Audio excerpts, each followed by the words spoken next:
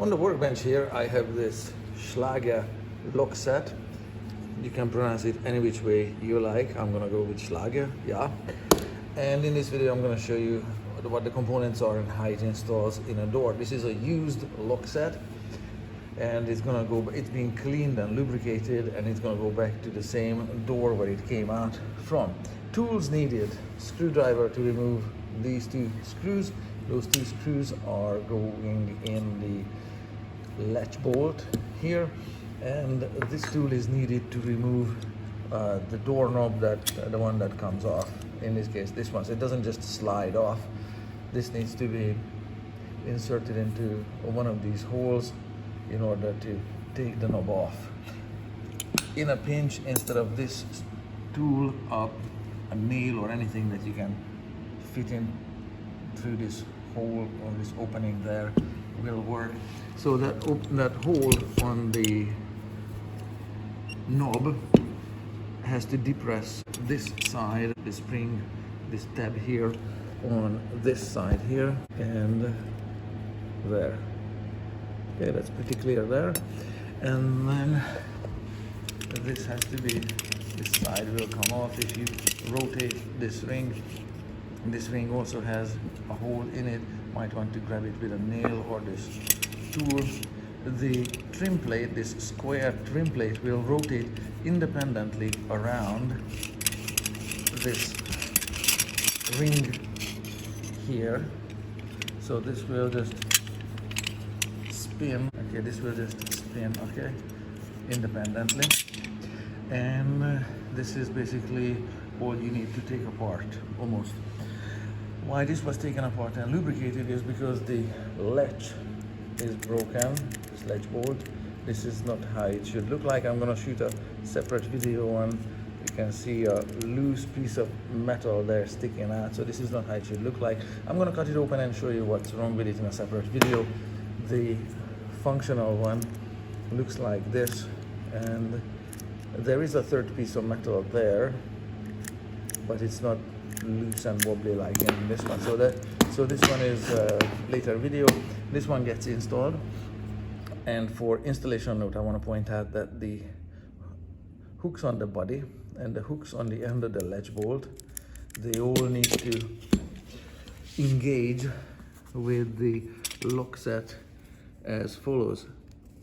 So this is not enough. It's a nice start, but this is not enough. These outer hooks here need to engage with the housing, and the latch bolt hook needs to be properly in place. Now if I put the handle on, they're fully functional, yes, and well lubricated, so it's gonna go back on the door very, very fast now.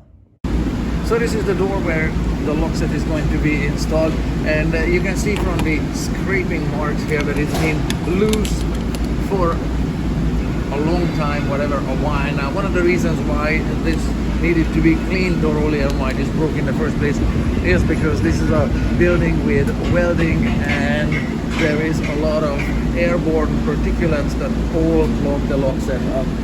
So very, very straightforward. You need to, other way around, sorry. So you need to see which way the door closes, and it's gonna close obviously that way, so this needs to be depressed. And this way now I'm gonna have to go around and make sure that the latch bolt and the housing are lining up and interlocked. So this is how the correct geometry looks like. The housing of the latch is interlocking with the housing of the lock set, so this is fine. I put the two screws back in to make sure that I can line up the components correctly. All I need to do is spin on this component. So this outside plate is on. I literally just hand tightened it, and of course it's still fully functional. It's possible to compress and bend the door, this is a metal door, by over tightening this and dish out the surface of this plate, or bend the whole door here and have it a little, you know, a dished out surface. Completely unnecessary. This has to remain flat. This has to remain flat. So don't just tighten it just because you can. And to slide the doorknob on, you either need to tap it on or you need to compress this spring here, there, and there. It slips in place and stays in place. Works from the inside, works from the outside. It can be locked from the inside. Nice. It can still be opened from the inside. Works from both ways, and this anti-pry feature also works. Nice, fully functional, all done.